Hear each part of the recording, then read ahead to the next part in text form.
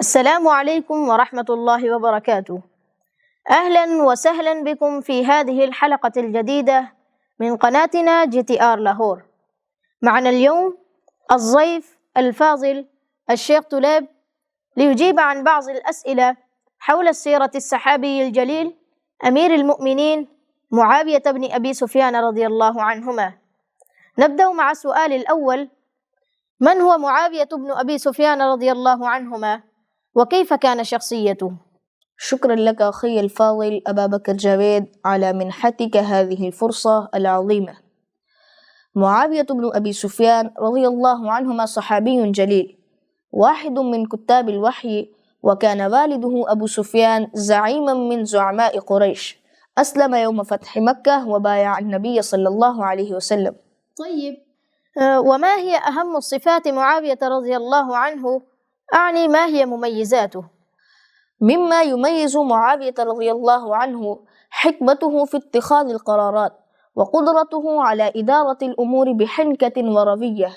كان حليما صبورا وعرف بسعة صدره. إجابة ملهمة، شكر الله لك. وسؤال الآخر: كيف أصبح معاوية رضي الله عنه خليفة للمسلمين؟ بعد استشهاد علي بن أبي طالب رضي الله عنه، وقع الصلح بين حسن بن علي ومعاوية رضي الله عنهما حقنا للدماء وحفاظا على وحدة المسلمين، فتولى معاوية رضي الله عنه الخلافة. لدي سؤال آخر: ما هي أهم إنجازاته في فترة خلافته؟ أريد أن توضحه قليلا. نعم ما سألت. أسس الدولة الأموية وقوى الأسطول البحري الإسلامي. كان له دور كبير في نشر الإسلام وتعزيز قوة المسلمين.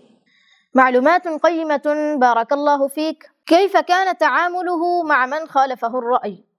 نعم ما سألت. كان معاوية رضي الله عنه يفضل الحوار والمناقشة. كان يسعى لجمع كلمة المسلمين ويتجنب إثارة الفتن ما أمكن. ما مكانته في التاريخ الإسلامي؟ أعني كيف يرى مكانه؟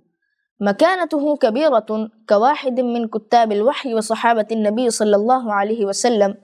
كان له دور عظيم في توحيد الصفوف الإسلامية. الآن أوجه إليكم السؤال الأخير: ما الدروس التي نتعلمها من سيرته وحياته؟ شكرا.